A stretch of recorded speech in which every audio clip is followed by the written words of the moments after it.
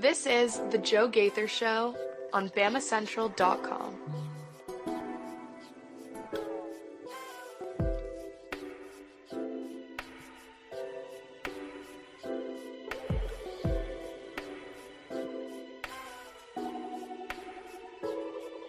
Good morning, Tuscaloosa, Internet World, West Alabama. How are we doing today on a beautiful, beautiful Wednesday in Tuscaloosa? I hope everybody's doing well. It is the Joe Gaither Show on BamaCentral, BamaCentral.com. We're hanging out on the BamaCentral YouTube channel, on Apple Podcast, Amazon, Spotify, wherever you get your podcast. You can find the Joe Gaither Show on BamaCentral. You can watch it on the BamaCentral Facebook page, on my own social media machines at Joe Gaither 6. So we're having a lot of fun here today on a Wednesday.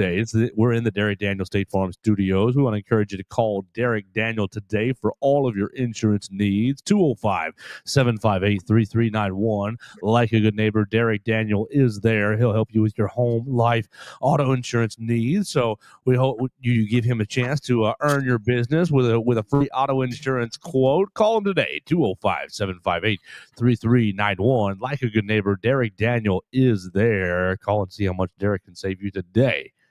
We're hanging out with our friends, Mason Woods. You can find Mason Woods at MAWoods_ on the Twitter machine, retweeting all the Bama news, all the recruiting news right there, writing it for all four of the Walsh Writing Network sites. So you can find it right there, BamaCentral.com, Vanderbilt Commodores on SI, Missouri Tigers on SI, Boston College Eagles on SI.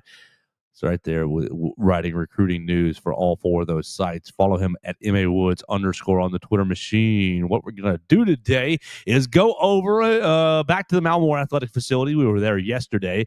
Hopefully you are one of the people that watched us on the BamaCentral YouTube channel. We talked to, who did we talk to? Ty Simpson, Deontae Lawson, Bray Hubbard, LT Overton. We talked to Ryan Williams and Parker Brailsford. So 6 of Alabama's leaders really spending some time with the media yesterday. And we want to talk about a couple of the comments. I've got a couple comments about that Ty Simpson made, that Deontae Lawson made, and that Parker Brailsford made that I want to get into to kind of lead us down the path further. 3 days until Alabama kicks off against the Florida State Seminoles. The war chant was talked about yesterday in the Malmore Athletic Facility. So we'll talk about what these guys had to say yesterday. We'll talk about how rain may or may not affect the game on Saturday. And then we'll also look around the rest of the college football slate to kind of get really, really amped up for week number 1. So that's on the docket today. We encourage you to join us on the comments section at Joe Gaither 6, at MAWoods_ at BamaCentral, or leave us a voicemail. Leave us your predictions for week 1, 205-462-7340, extension 800. With that, Mason Woods, good morning. How we doing? I'm doing good this morning. Doing good. Not a whole lot going on. Right before we got on, I saw that Alabama extended a new offer in the 2026 class, the latest player to receive an offer, 4-star quarterback Kamari Bing. So he is currently committed to Maryland, been committed since August of last year. Not really sure how. Not sure how in stone that commitment is, but we will have to see. He is teammates with Jaira Edwards, the 5-star safety commit to Alabama. So we will, we'll just kind of have to see what happens there. Reached out this morning. Maybe we'll see if we can get in touch with him. Speaking of commits and committed another way, or not sure how committed he is, I saw this twice yesterday, and we'll just roll right into an easy conversation right here. I saw this with 4-star Auburn edge commit Hezekiah Harris, and then I saw it later because I know I retweeted it. Yeah. I saw it with 5-star Penn State running back commit Kamon Spell, and Spell is in the 27 class, so he's a little younger. But both these young men, starting with Spell, because he was the first one. Spell told Hayes Fawcett, these handful of schools, these 6 schools, have the best shot at flipping me. And then Hezekiah Harris ends up later saying, these 3 schools, I'm going to announce a final decision. Despite me already being committed to Auburn, I'll announce a final decision on September 1st. Do these young men know what committed means, Mason Woods? I think I'm inclined to give the 27 kid benefit of the doubt a little bit, just because there's so much time left in his recruitment. However, the current senior in high school that you committed, if you wanted to have a ceremony, if you wanted to do which like it's perfectly fine, you can have your ceremony, you can do your big, everybody show up to the gym or auditorium, whatever, they all, everybody does a speech about me, whatever you want, you can have your big ceremony, that's fine, but commit then. Don't commit when Auburn maybe gives you a paycheck under the table that says, hey buddy, we need a commitment, and then 9 months later you're like flipping your commitment. I don't know that that's what's happening. But it's just strange. It is. I don't understand if, I'm with you. I don't see the point in it whatsoever. Either you are committed or you're not committed. If you're having a ceremony to announce your commitment, that means you're not committed currently. Nuts to me, the current trend of, I'm committed to I feel like it's, but I'll make a final decision in a couple of months after that. I feel like it's one of two things. It's either the school paid for the commitment initially so they could look good and say, oh, we got this commitment, or no one has really offered any money, and now in the 11th hour in comes whatever school with new offer to shake things up a bit. I think it's the latter, probably. I think it's, we are starting to see our recruiting classes take shape, and we're starting to figure out our money situation. And hey, buddy, we got an extra X $1,000. You want to? I think given the, I don't know, I wouldn't even call it a surge so much as I would just say a slight spike that we've seen in Auburn recruiting over the last 2 weeks or so. Maybe that money situation is getting sorted out a bit, and they're realizing some money is not going to be diverted to certain players that they thought previously could be diverted to said players. And now said player is in contact with other schools. Again, this is all speculation. We don't know, but it certainly seems like a possibility. A final decision coming soon for Hezekiah Harris. It's like, oh my gosh, nauseating. When you look at the whole picture, it makes sense a bit, but it is stupid. Well, you're just not committed, and that's the problem. No. That's the thing. And it's fine if you want to be like, well, I'm thinking about going to Auburn midsummer. Sure. Yeah, I'm thinking about going to Auburn. Auburn's in the lead, but I'm not committed. Auburn, I like them. They're my favorite school. That's fine. It's okay. Even if this was Alabama, I'd still be saying the same thing. Alabama 2026. Oh, Alabama's in the lead. If any of the 26ers that are in Alabama's class went out there in the next day or so, and it's like, well, I'm committed to killing the board, but I'll make a final decision between Bama, Texas, and Ohio State next month. Like, what? I would call you a bozo as well.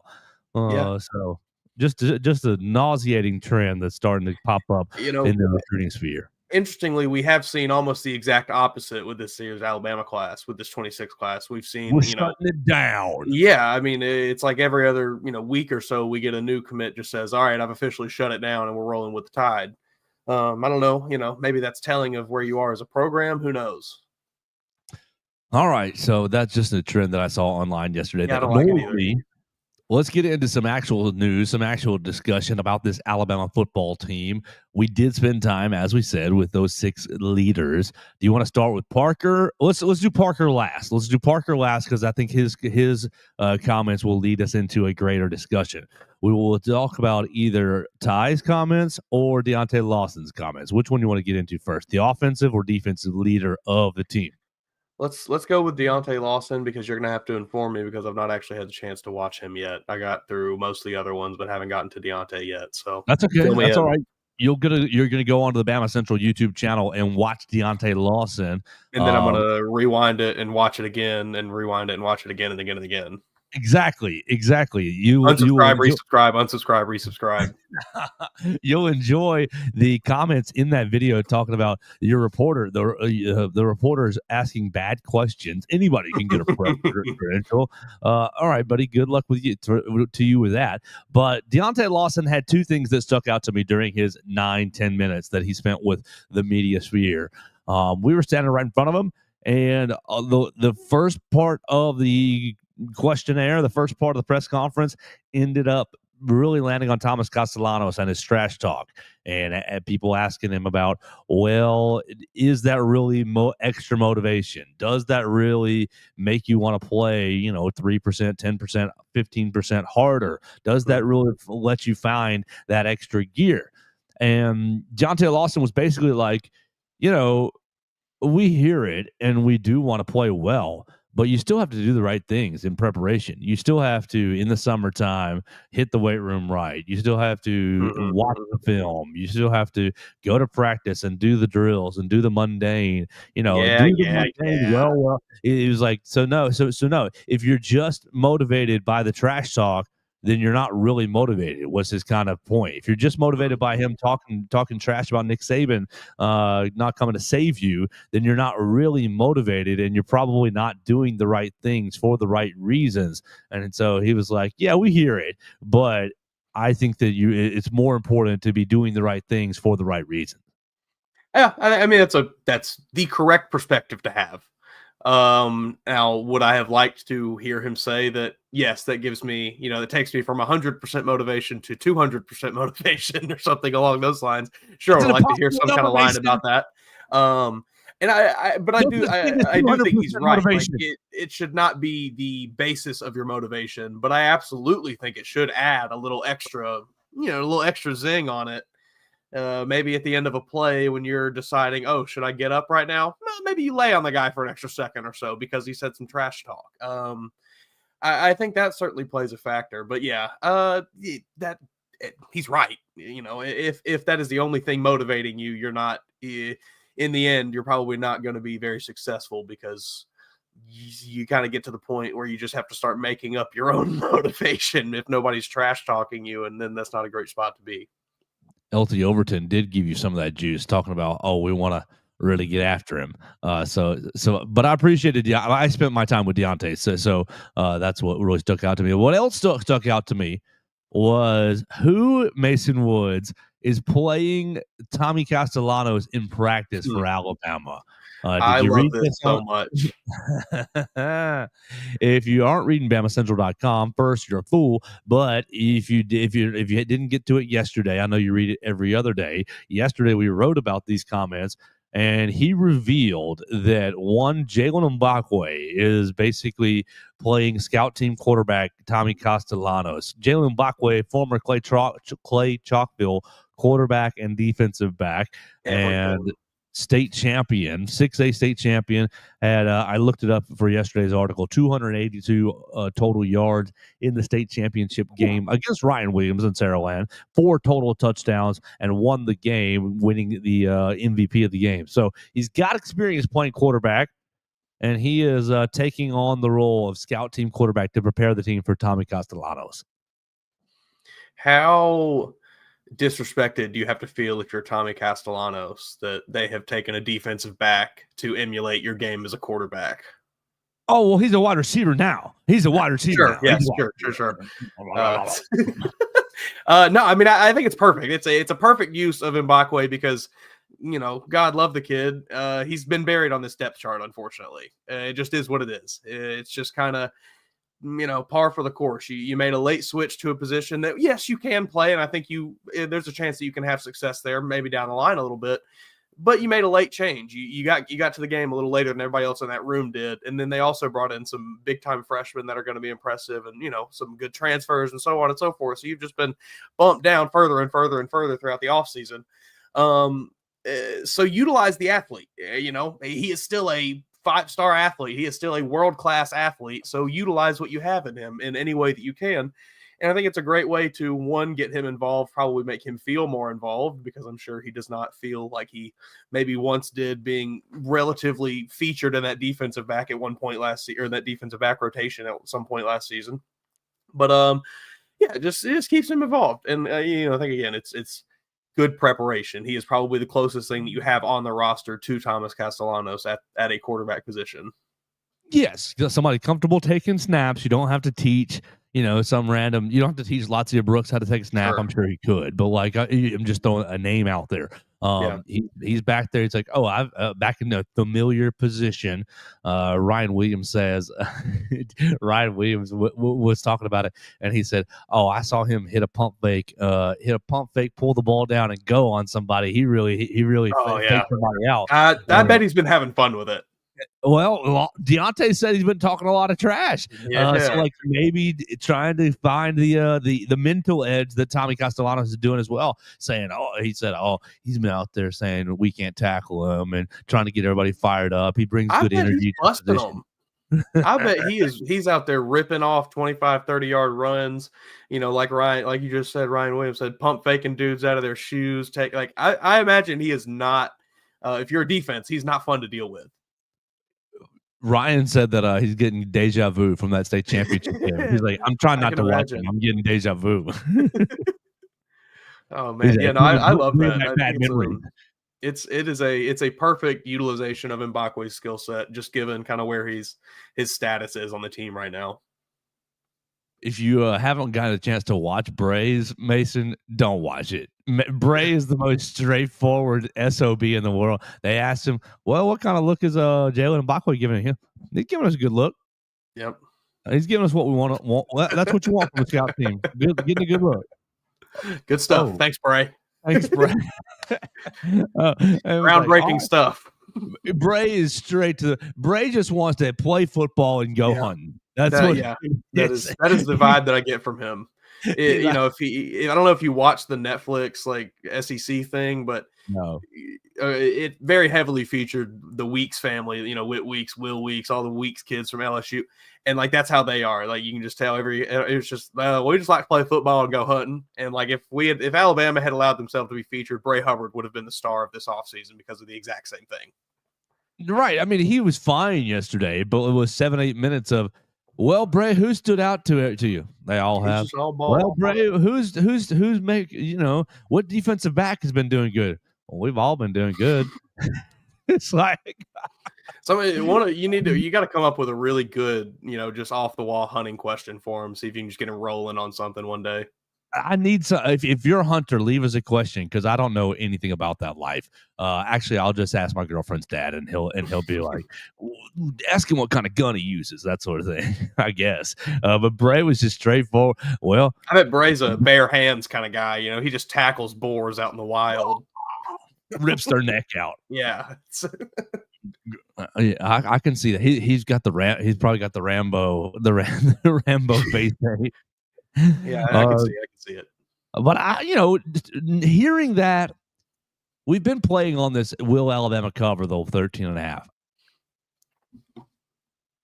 Yes, I think that Jalen Mbakwe is a really nice utilization, a really good utilization of the talent in the team to prepare for Tommy Castellanos. Will he move exactly like him? No. Deontae Lawson said obviously things are going to be different on Saturday, but it does give you a good feel for a shifty mobile quarterback.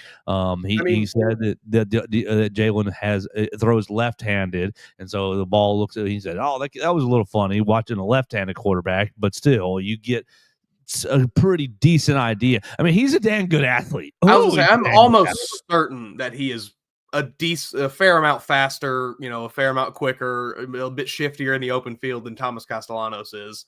So I imagine, it's like the going up and practicing your swing with two bats, and then you get to the plate and it feels light as air. It's kind of one of those situations, I think, where they're going up against a higher caliber athlete than they actually will be facing.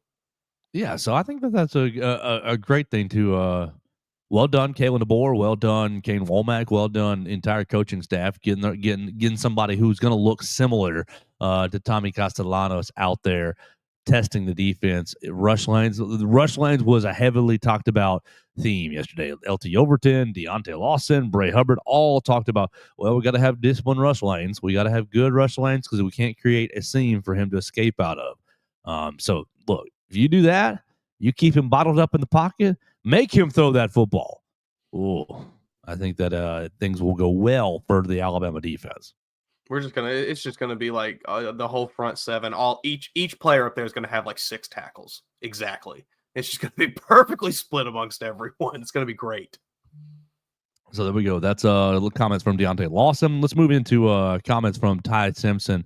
That stuck out to us yesterday. About 10,000 of you guys already viewed the Ty Simpson interview. I appreciate that. Please check it out on the BamaCentral YouTube channel. If you have a favorite player, we are the only outlet. We're the only outlet that got every single player's entire comments. I know we've got other outlets that are very, very good, and I'm not disparaging them at all, but we had more people in the building to do that. And so that's really our advantage there at Bama Central and Bama Central's YouTube channel. We're not better than any other outlet, but we do have that advantage over them. So take advantage of that by checking us out on the Bama Central YouTube channel. All 6 player availabilities in their entirety can be found right there. But Ty Simpson talked about Coach Saban a lot. Right, talked about Coach Saban a lot and what Coach Saban's advice was to him. Ty Simpson talked about the weather. Oh my gosh, third day in a row.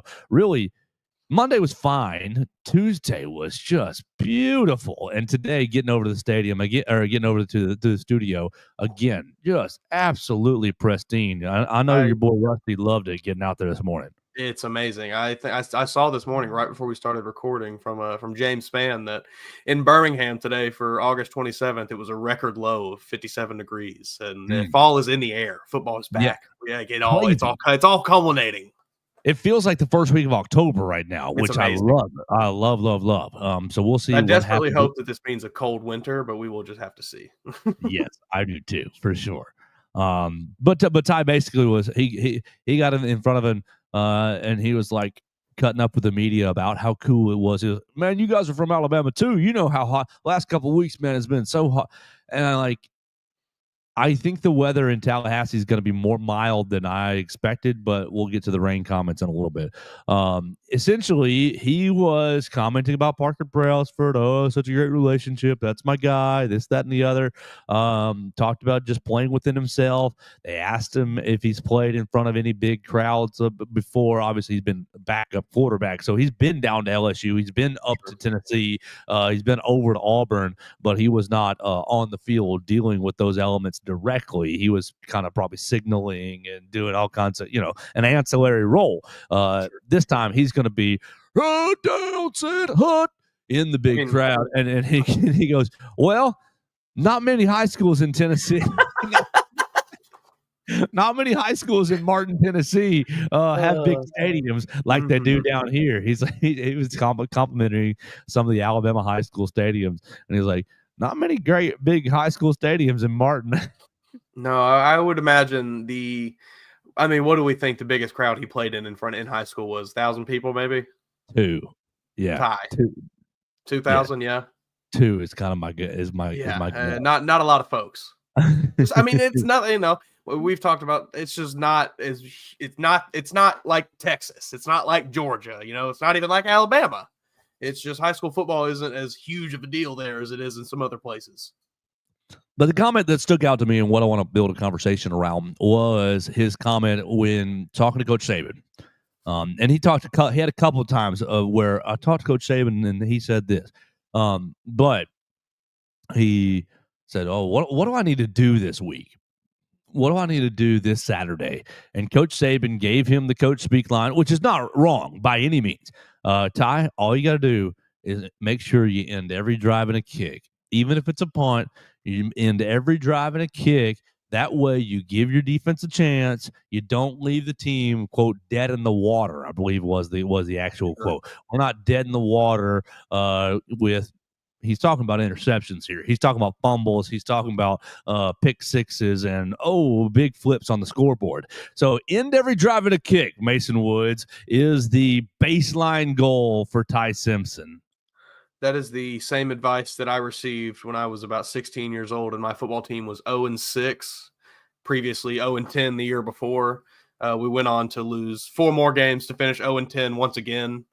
It's the correct attitude, but boy, it's kind of loser mentality also. We want points. We want touchdowns. We want PATs and field goals. I don't want to. Those are kicks too. Those are kicks too. Those are the good kicks. Punts are. I won't say they're bad kicks, but I will firmly put them in the kick category. Yeah. You'll never catch me celebrating a punt, buddy. A punt over a pick six, though. Yeah, that's not what we're doing here. We're don't put the ball in dangerous areas. A punt over a touchdown, or what are we doing? Don't put the ball in dangerous areas, Ty Simpson. No interceptions. You can do it. if you can put the ball in dangerous areas, please, by all means, do it, Ty.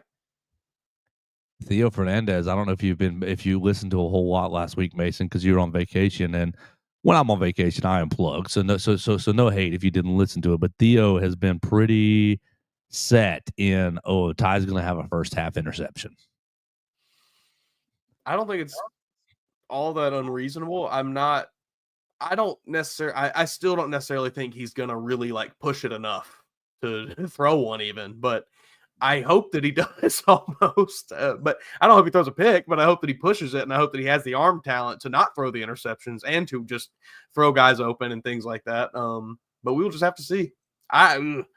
First half pick. I mean, I don't think it'd get him benched or anything, but it would certainly tighten that leash up just a bit more. Tighten it up. Well, I think he's going to have a fairly long leash on Saturday. Obviously, winning the game is going to be paramount, but I do think that he's going to be given a lot of extension to figure it out. Sure. In every drive, I mean, I like it. I don't love like it. Like I said, it's not a bad attitude to have. It's just, if we're really like getting down to the nitty gritty here, are we actually going to say that punts and PATs are the same thing? Like, come on, they're not. No, well, no. We want PATs. But I'd rather you check it down to Daniel Hill. If you get a punt. Yeah, I'd rather you check it down to Daniel Hill rather than throw it into triple coverage. That's the point. Check it down to Daniel Hill and pull out of it. It into triple coverage. Well, then if he's this elite quarterback, if he's this guy, if he's the guy, he can do that. That becomes that Bryce Young did that. The basketball shot from midcourt, the Mark Sears 3-pointer from like 5 feet off the 3-point line. No. More than that. Pull it up from 40. No. Bad shot. Yes, he made it. Hey, if he can do it, he can do it. It's like those are the things that I have. Those are the things that I want to see from him. That will show me that he is this elite quarterback that everyone has told me he is. So we'll find out how Ty Simpson can implement that advice this weekend. A little offshoot. A lot of the comments in the BamaCentral YouTube channel on the Ty Simpson press conference, and I'll ask you before I poison the well here. A lot of the comments were, why does he keep mentioning Coach Saban? Why doesn't he mention DeBoer? He keeps mentioning Coach Saban. Obviously Coach DeBoer doesn't have control of this team. Always talking about a Saban. Coach DeBoer are they even coaching this guy? I was just about to say it. Are we worried? Is it a concern that he's only talking to Coach Saban and not Coach DeBoer? No, people. Good Lord. There's just I guarantee there's. You and I would not understand it. The people commenting on this video would not understand it. There's just a special connection that he probably has with Coach Saban. That's the coach that recruited him out of high school. It's the coach that gave him his chance, all these things. He likes Kalen DeBoer. I'm sure they have a great relationship, but it's not the same relationship. I imagine there's not that Ty's dad is like absent or anything, but I imagine there's a bit of a father figure relationship that he has with Coach Saban that might not quite be there with DeBoer. He probably views DeBoer as his coach, whereas Saban, you spend a little more time. You grew up a little bit more with him. You got there younger. He kind of shaped you into the person you are. I'm sure that relationship is just different. So, I imagine to Ty, it was no different than if like reaching out to his uncle or something for some advice. It was less about, let me get a different coach's perspective and more about, let me get my family member's perspective. Exactly. This is granddad, essentially. Yeah. Your father is busy with his own program at UT Martin and not too busy to where, I'm not talking to my son. Sure. But, hey, I got an hour where I just want to talk about things, talk about what happened at practice, talk about some issues, some mind things. And really, it's mind things. It's mental. Mm-hmm. It's mental I don't want to say problems, but preparation, mental preparations to where I'm sure he and Coach Grubb and DeBoer and Sheridan and DeMarcus Shepard are all, they got morning practice, they've got morning film, they've got afternoon film, but it's 6:00, it's 5:30, and man, I just want to keep talking about this. I've already talked to Coach DeBoer, I've already talked to Coach Sheridan, I've already talked to Coach Grubb. Let me see what Coach Saban's doing. And Coach Saban's sitting down after his evening, right before his dinner or evening, or he's winding it all Saban's down. eating at like 4:00. And hey, Ty, how we doing? Or having a little Debbie at 7. Right. He's going, hey, Ty, how's it going? Well, Coach, going good. I just want to talk to you about a few things. And it just spins and spins and spins. Like, you ever call your granddad and just get into some stuff? Yeah. And, you get the end of the day and, well, my granddad told me that all I need to do is just do my job. All I need to do is just focus on what I can control. All I need to do is end every drive in a kick. And it's like, I don't see, like, people make the most out of the most minimal hooey in the world, that it's like, well, he must not be listening to Coach DeBoer. And I bet you he's not even calling Coach Saban every day. I bet you it's a twice a week, it's a once a week phone call to where, hey, I know he's sitting at the house, and I'm just, wanting some extra perspective, extra advice, extra, energy right here. It's the silliest thing in the world. And like you mentioned it, like it being not an X's and O's conversation that he's having with Coach Saban. It's well, how do I prepare for this? How do I deal with these things? And like, how do I lead my team? Yes, like we said, he probably got a great relationship with Coach DeBoer, Coach Grubb, Coach Sheridan, all of those guys. I believe wholeheartedly they probably have a fantastic relationship.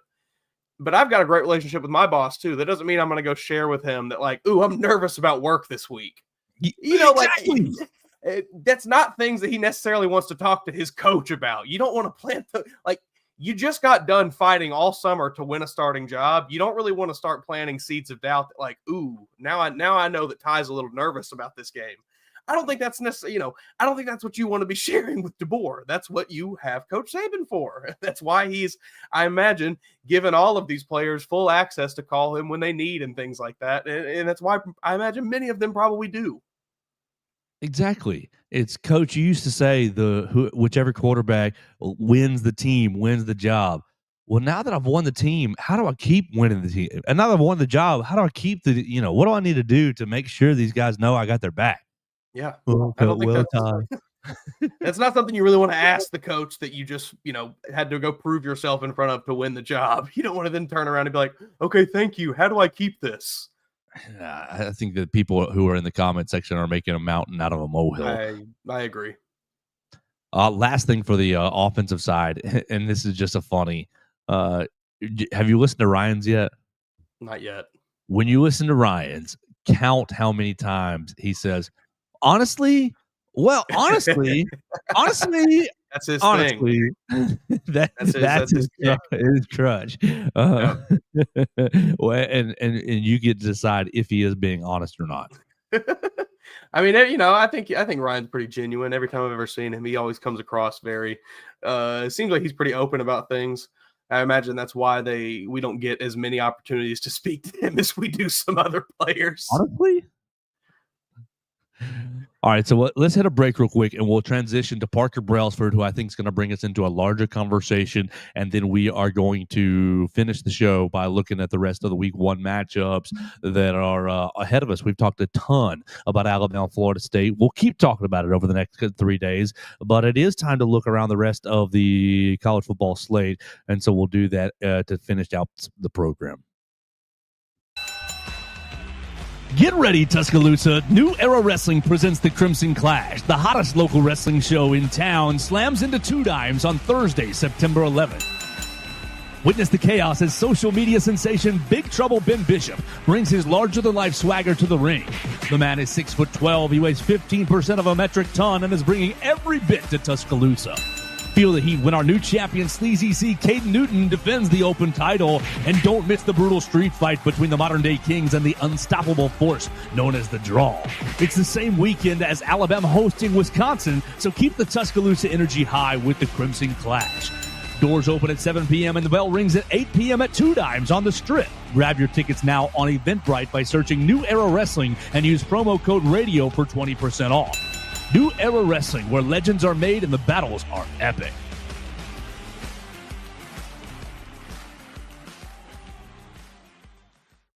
You need length and girth in this league. And we're back here in the Derek Daniel State Farm Studios, right here off McFarland Boulevard. Come see Derek today for all of your insurance needs: home, life, auto insurance, renters insurance, boaters, trailers, whatever you need to insure. Derek Daniel can make it happen. So call him at 205-758-3391.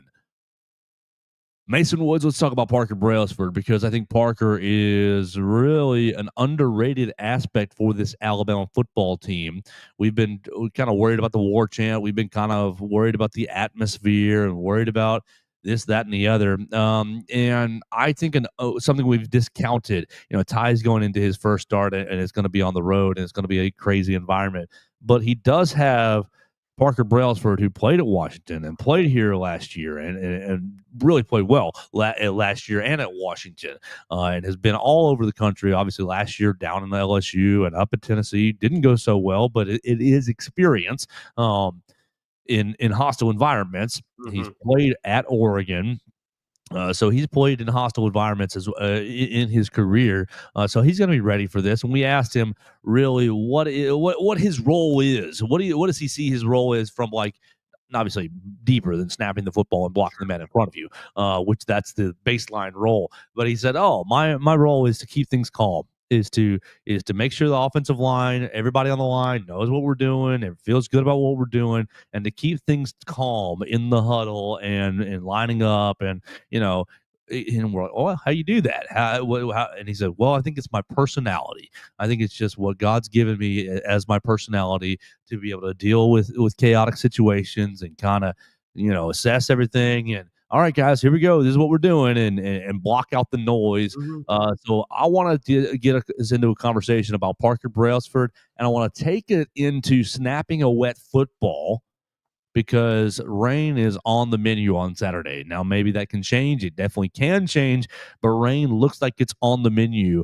And so I want to take basically go in layers here. We're going to go Parker Brailsford's leadership. We're going to go snapping a wet football. And then we're going to go, how does the game change if it is raining on Saturday? Is Alabama more apt to win bigger? Is it more likely to be a closer, uglier game than even we've suggested? What's the element of rain add or change about this game? So let's talk about Parker and his leadership and how you feel about, really, he's going to have Geno Vandermark on the right side. Mm-hmm. He's going to have Cam Dewberry on the left side. Both these guys experienced players. Dewberry playing at Texas A&M. Obviously, when he was on the field at A&M, the crowd was quieter. But going into road environments in the SEC, you're going to have on the far left Caden Proctor, and on the far right you're going to have Wilkin Formby. So he's got an experienced group around him. Keeping really the nucleus of the offense calm. Ty, you got big old bug eyes for right now. Hey, buddy, take a deep breath. We're all good. Hey, you're not Jam Miller running back. You are, in lesser experienced Richard Young, Daniel Hill, Dre Washington. Hey, guys, we're all good. Jeremy, you've been through it. You're going to be set. Ryan, you're a stone cold killer. You're going to be A-okay. Isaiah Horton, you played at Miami. You played in Florida State, so you know what this is like. Wide receiver room should be good. Tight end room should be good. But basically, the offensive line led by Parker Brailsford, keeping everybody, hey, even keel, just doing our jobs. We're all good. I mean, I think he's a kind of perfect candidate for that. Obviously, the center position, just being a guy that touches the ball every single play. But also, over the last year and change, we've seen, I don't know how many minutes of content from Parker Brailsford, but all of them, he comes across as a very likable, very jovial, kind of happy guy who would be the perfect candidate to keep everything even keeled and keep everybody on the same page. Hey, guys, don't worry about a thing. We're fine. Everything's A-okay. I think especially this year, now that he has a full year of experience under his belt with this team, he really feels like he can step into that role and be a voice on the team rather than, maybe a guy that just feels like he has to lead by example a bit. Now he can actually kind of be a bit more vocal because he is a veteran of the program. But yeah, I think he's perfect. I think also, I mean, you mentioned Jeremy Bernard being another guy who is just locked in. I think he's another one who, same kind of thing. Every time we've spoken to him, every time we've heard from him, seems just like a happy, nice, easygoing guy who's going to keep everything even and afloat. But Parker Brailsford, I think, is the perfect person to be that guy for this team. I don't think that Ty is going to be big deer in headlights, panicking when we get out there. I don't necessarily see that from him. But if he is, I think I'd be pretty happy if Parker Brailsford was the guy to grab me and shake me by the head and say, "Hey, big fella, calm down a little bit." Take a deep breath, Ty. Everything's going to be A-okay. We're ending every drive at a punt. You're just going to turn and hand the football off. Number 2's out there on that side. Number 1's out there on that side. We're all good. I don't know that we want to end every drive in a punt, but Well, in a kick. You're right. You're right. Well, if the defense looks like 2016, we're going to get a few defensive scores, and Ty, you don't have to do anything. That if that's the way it's going to be, that's the way it's going to be. To like the second you mentioned, anything was like, I don't think I'm worried even a little bit about Parker Brailsford snapping a wet football. You spent as much time as you did up in Washington, where it rains daily. I think you have ample experience snapping a wet football. He's had plenty of experience here in Tuscaloosa because it rains again almost daily. So I'm not too worried about it. Will that change the game? Maybe change the game plan a little bit. You probably get a little more conservative with it if it is raining hard. That score probably tightens up a bit. Maybe Florida State does cover that 13.5. But I'm not really worried about rain having a huge outcome on this game or effect on this game. I think it makes it muddier. Brandon saw. I think it slows down Florida State's run game a little bit. I think it just makes it a little uglier. I'm feeling better and better about Alabama's backdoor cover. I think 17 is going to be the number. I think you're going to end up at a 10 point late third quarter lead, and they're going to be pressing 24-14. Right, and then you end up with Alabama putting that dagger in to make it 17, and it's like, well, dang it, we were close. We've watched far too much football. We know the script already, Yeah, well, if you listen to the Joe Gaither show, you'll be ready for Saturday's ugly game in the rain. Lots of runs. You're going to have a couple runs that really irritate you from the Florida State perspective. And you can just make sure you strap it into the couch. Don't throw anything through the TV. Just hang in there. Keep your seatbelt on. If it is, as rain, heavy and sloppy and muddy as we maybe kind of think it could be, how long does it take before Florida State is sick of tackling Daniel Hill? Oh man, sorry, Daniel Mountain. That's going to be a huge, and Richard Young too. I think Richard Young. Yeah. You get a huge opportunity, but I really do. This 3-3-5 that Tony White's got. If you're, a 6-man box is a 6-man box. You can go 4-3. That's a 7-man box. You can go 3-4. That's a 7-man box. They'll bring in a 5th defensive back to make it a 7 to 8-man box. But you're light. You're light in the front. And so if I am talking to these offensive linemen, I'm really saying some nasty things to these offensive linemen about you. This is on you, buddy. You got to go get them. You got to go. And I'm not being friendly in my conversations about them. You should have heard what they said about your mama. It just kind of stuff to get them fired up about, because you put 3 guys up there. And then you're probably going to have a linebacker hanging off one of the edges, and then you're probably going to have 2 interior guys, and so it's going to look like a 4-man front with two linebackers, kind of looking like the Alabama defense to a degree, and then you'll probably have a safety kind of hanging in there as that nickel, as that husky role, and it sounds like that's going to be Earl Little, and it's like, he was a talented athlete, but Earl Little Jr. in the run game sounds like man's name is Little. So liver. What's Shaquille O'Neal's barbecue chicken is what it sounds like to me. And so, I think that you open up the game with the thought of, hey, we're gonna hammer this baby until y'all get sick of it, and then we'll see if Ty Simpson can hit some of these explosives over the top. And that'll be a question. Yeah, that'll be certainly a question. But you stay in positive down and distances by getting after them in the trenches. And if it's raining and nasty, I think from an athlete's perspective, it just helps you get deeper into the pain cave. Oh, it's raining in pregame. We know what it's going to be. You better be sitting here in the pain cave and get your Zen on and say, we can stay here longer than you can. And you talk about David Ballou. You think about David Ballou, and he said that this offseason resembled the hardest off seasons that he's ever had under Coach Saban. And obviously, he came in the back end of Coach Saban's tenure. But, I mean, if it resembles some of those back end years, okay, great. I am feeling more and more confident. I know on Monday, we were all pretty much on the same page about Florida State plus 13.5. I had a buddy text me yesterday about what's the play? What's my $100 going to do? And I was like, man, I don't really know what you should do. I think you should kind of hold off on this. And yesterday I was starting to flip towards Alabama minus 13.5. Today I'm pretty solid. I think that you're going to get a backdoor cover. You're going to end it at 17. It's going to end up being what's 30 14, somewhere in that range, 28 14, that puts you at 14 points, that puts you at a cover. 28 10, that's 18 points. That's kind of where I'm at. 28 13, bam, there's I think is probably what you're going to be looking at right here. And I do think the wetness will affect the game, but they have to play in it as well.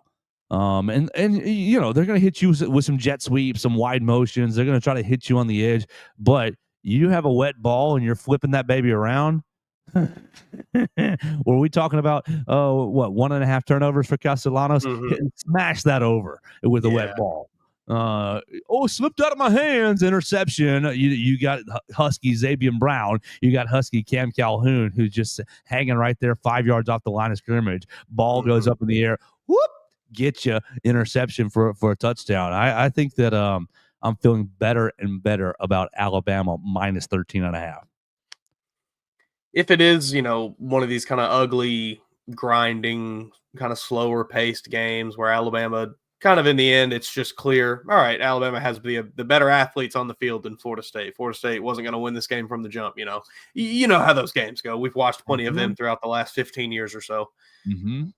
Are we coming away on Monday like really feeling overly impressed by this team, or is it more just kind of, all right, let's see what they do with everything even? I still don't know how they're going to do against Georgia. Still don't know how they're going to look in, or are we coming away still like being impressed by the performance? Because I don't really know where I'm going to fall if it is just kind of one, because I don't know, those games have never really done a whole lot to impress me from a long-term success perspective. Kind of, I don't know that necessarily tells me that this team can win a championship if they go out and just kind of grind out an ugly week 1 win in the rain.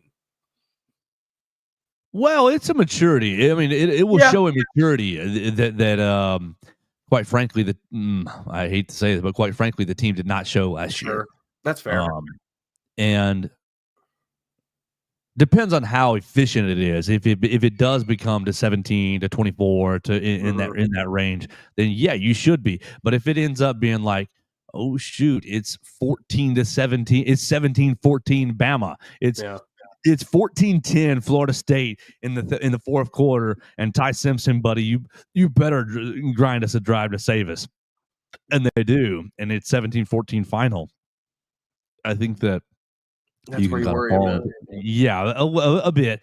I mean, that's where I would look at that Georgia roster and say, ooh, there's a whole lot of guys on that defense that are way bigger and stronger than the guys they just got done playing. I don't know how I feel. Right. And of course, you'd have to see how they handle their business with ULM and Wisconsin, which I expect both those games to be fairly non-competitive. I don't. I like the Badgers, but I don't think they're doing a whole lot up there. Last year they lost their quarterback on the first drive, and that really nuked the game. But still, I don't think it was going to be that close. What was it, 42-10? Is that what I remember? 42-14? Yeah, I think they scored another touchdown in the second half. I think it was 42-14. Oh, no, 42-10. Okay, great. Yeah, they kicked a field goal, and then they scored a touchdown in the second half. Ches Malusi, what a great name for a running back. Ches Malusi got in the end zone last year. Yeah, you're going to want to see them play the first 3 weeks out before you're starting to is this a championship team? And you're going to want to measure them against Georgia. Yeah, I mean that's really going to be the big first 3 weeks. It's going to be, hey, we'll see what you do against the Dogs on the road. I think a very conclusive, like we said, 14 to 21 point win here makes me feel pretty good about it. It makes me feel, I'm feeling pretty confident heading into Georgia. Like, okay, I think this is a good football team. But yeah, if we're less than that, I don't really know that it gives me a whole lot of confidence going into that Georgia game. All right, Mason, or really any extra confidence, I should say. Let's look at the rest of week 1, because obviously we're all excited about Alabama, Florida State, 2:30 on ABC. You're going to have Joe Tessitore bringing you that big game feel, calling the plays. Jesse Palmer as well. I think Katie George on the sidelines. So that'll be a lot of fun on ABC on Saturday. On Thursday, we open the slate of 4:30. Boise, and all these times are Central Time. If you're listening to us in the Eastern Time Zone or West Mountain Time Zone or whatever, we're on God's time zone. Central Time Zone. On Thursday, but Boise State is going to South Florida. They're going to get the USF treatment. We'll see if Alex Golish can get himself a signature win to start the season off at 4:30 on ESPN. What is there anything else on Thursday that looks interesting? Nebraska at Cincinnati. Okay, you can check out Miami of Ohio at Wisconsin on the Big Ten Network. I don't think I have Big Ten Network because we don't support those guys. Let's see. Friday, you got Georgia Tech at Colorado, the Fighting Deion Sanders. I will be at Gordo at Bibb County on Friday for WVUA Game of the Week. I saw, not sure which Georgia Tech player it was, but did put out in some press conference, gave Colorado a bit of bulletin board material saying something along the lines of, we're not all about the flash and stuff. We're about stuff, basically doing the Dan Lanning line. Copying Oregon. Yeah. We'll see about that. Auburn. I like at Georgia Baylor. Tech in that one. Okay, how do we feel about Auburn and Baylor? Because I think that's going to be. It seems like it's going to be a fun game. Give me Baylor. Let's see. I have line is Auburn 2.5. I really think that this Auburn team is going. We didn't even talk about Auburn's they're new national champions. Oh, we did last week. Go ahead. Give me your take. That is not something that you do when you feel really confident about the upcoming football season. That's not a move you make when you think, we're about to win 10 football games. That's a move you make when you think, we're about to win 4 football games, fire our head coach, and then be paying a third buyout. But Hugh Freeze won 4 national championships in one night. It's a record. Fire him. I assume y'all I'm sure that y'all looked into the actual legitimacy of all those claims, which there literally is none. I believe every one of them, there was a team with more wins or a team that had just a better record, like strength of record than Auburn did that year. I don't know that, somebody did a whole tweet thread of it and I went through and looked at all of them. None of them are even really able to be claimed. And if you want to compare them to Alabama's claimed national champions, you can go look at that list. And there is, I believe, only one that is in actual dispute. So, take that as you will. Weagle, War Damn Eagle, 4-time national champions already. Yeah, give me the Bears. Give me Baylor Bears on that one. Auburn's going to be bad. They're going to be a bad football team. I got a bad feeling. You said that all 3 quarterbacks could play. That's not good. If you're already in that boat, then ride or die with Deuce Knight. Come on.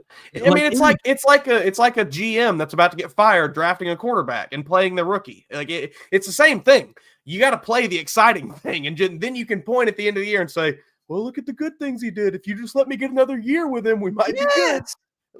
You are going nowhere with Jackson Arnold. Jackson Arnold dude wipes. Do you see that this week? Got sponsored by Dude Wipes, and it's like, okay, we're all pro. I am pro NIL. I'm not speaking for Mason, but I'm very pro NIL. You're gonna have that sponsorship go really, really bad. Back in the face so bad, buddy. When he plays bad, you're gonna have people get you a Dude Wipe, Auburn fans. Go wipe that duty off your off your rear end. Oh, yeah. Man.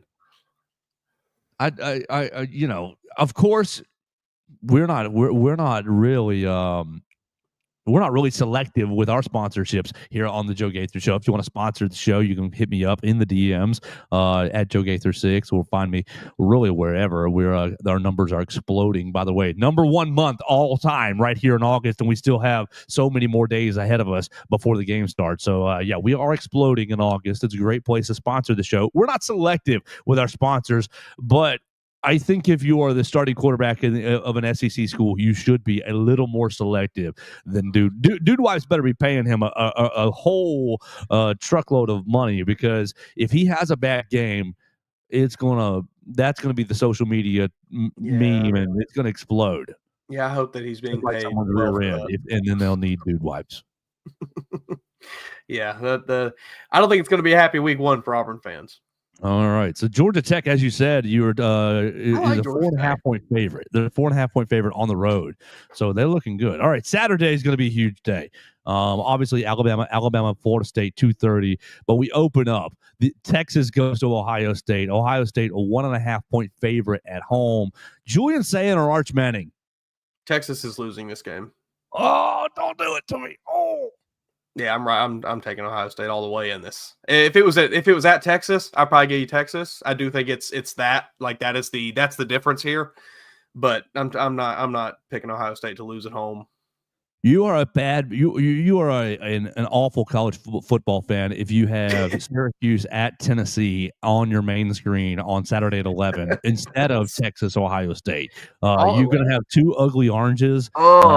Syracuse at Tennessee. They are actually playing Mercedes-Benz, so they're not actually at Tennessee, but Tennessee is the de facto home team. Tennessee, a 13.5 point favorite. We don't have to do picks right now. I just want, because we'll do picks on Friday. Really, I hope that at least highlight these games. I hope that at least Syracuse wears blue. Please wear blue. Please don't make me look at Tennessee orange versus Syracuse orange on my screen. Gross. Just wear the blue jerseys. Well, Indiana with their SEC schedule, they're hosting Old Dominion at 1:30. So a big game on FS1 at 1:30 on Saturday. You can watch the Hoosiers kick off their SEC schedule right there. Oh, man. What? Canceling the West Virginia series. Oh. That's soft. I forgot all about it until right now, but man, that made me upset. Now, look, West Virginia is not some powerhouse of college football, mind you. But man, come on. I mean, it is a respectable team in a power conference that you had a game set up for the last, I don't even know how long. It's been like 10 years, I swear, feels like. I was very disappointed to see that series get canceled. Now I'm curious what the mutual canceling means. I don't really know the details there, but yeah. They didn't want to get their butt whipped for 2 years, so they let us out without buying them out. Man, just disappointed to see that. If you're the premier brand in college football, you take on all comers anytime, anywhere. Oklahoma State series is next, Mason. The Oklahoma State series is next to get canceled. They'll cancel that Ohio State one too. Nah, I don't know about that. I think they'll keep that. I think they'll keep the Ohio State series, but I think they'll replace Oklahoma State with Texas State, some terrible team. Awful. All right, keep going in week 1. What other interesting games here? Illinois State. Boston College. Who are they taking? Who Fordham. Oh, great. I'm not going to see Dylan Lonergan throw for 8 touchdowns. Let's see. We're keeping on going. I'm at 6 o'clock now. Really, nothing after that Alabama game is really interesting to me. Then, of course, 6:30 LSU Clemson. We'll see if LSU can finally break their week 1 streak. I'm going to say no, just right here on a Wednesday. No as well. Yeah, I will be saying no right now, and I can tell you right now that I'll say no again on Friday. Okay, perfect. Okay, we'll keep going. Anything later that's interesting? Cal is at Oregon State. Okay, that's an interesting game on ESPN at 9:30. Utah is at UCLA. Yeah, Utah. These are some nice ones at the end of the night. Utah, UCLA, and Hawaii, Arizona. Watched Hawaii last week. Yeah, Stanford, you should be ashamed of yourself. Oh, yes, they should. I watched that solely because I just wanted to see what the vibe of Stanford was going to be with Andrew Luck as the new, kind of savior of the program. And wow, what a disappointing start for the Cardinal there. Hired his boy Frank Reich, and they looked like dog poo. Ooh-wee. Man, it was ugly. Yeah. So there's some fun games at the end of the night. Oregon State 9:30, ESPN, Hawaii, Arizona 9:30, TNT and HBO Max if you're a Maxer. Utah at UCLA, Fox 10 o'clock. So there we go. And then Sunday, two big ones, two fun ones. Virginia Tech at South Carolina, Mercedes-Benz 2 o'clock on ESPN, and then Notre Dame against Miami. Catholics versus Convicts 6:30 right there in Miami. 6:30 ABC. I get that we want to make like the whole week one kickoff this big event thing, but I don't like seeing college football games on Sunday and Monday. Well, there's no NFL to compete with. I don't care. It's just doesn't feel right. Okay, I got you. That's strange to me. I kind of had a little what moment yesterday when we were doing our Bears podcast. If you want to hear me talk about the Bears extensively, Believe in Monsters podcast, when we were looking at reviewing final cuts, and I was like, our first game is September the 8th. That's like 14 days from now. And so it's like this weird, I guess it probably happens every year, and I didn't really click with me or forgot about it. Ugh. So, of course, the period between roster cutdowns and the actual first game, it's a wasteland. Yeah, tried to give everybody a chance to heal up before the Bears whip the Vikings on Monday Night Football, September the 8th.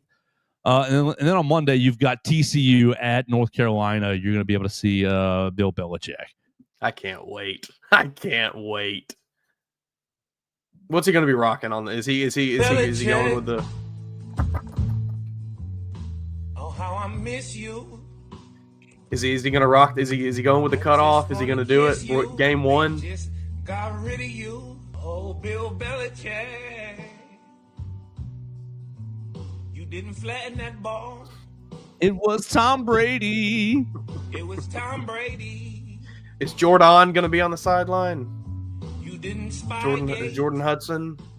Is she going to be up in the booth up there? Bro. Yeah, no, that's right. She'll be up there with a headset. We need to run a screen right here, Bill.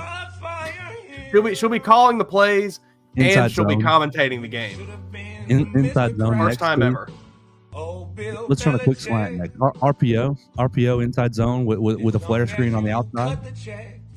Come on, Bill. I'm taking North Carolina in that game just because of TCU's bad, but I'm not really buying the Bill Belichick at UNC Kool-Aid. I still think it's kind of going to blow up in their face. I think he'll do fine. Yeah, I mean I think he wins 7 games or so. He'll meet the North Carolina standards, which is, don't be terrible. Yeah. Don't be terrible. Get us a good win or two. So, yeah.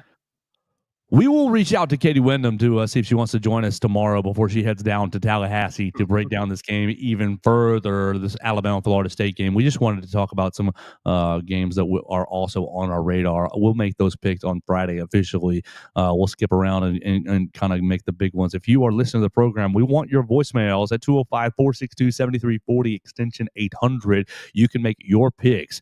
Those are some of the games we're looking at. You can make your picks on those games. You can bring up another game that's interesting to you, make your pick. We'll play your voicemail on Thursday or Friday about making your picks for the weekend and your predictions.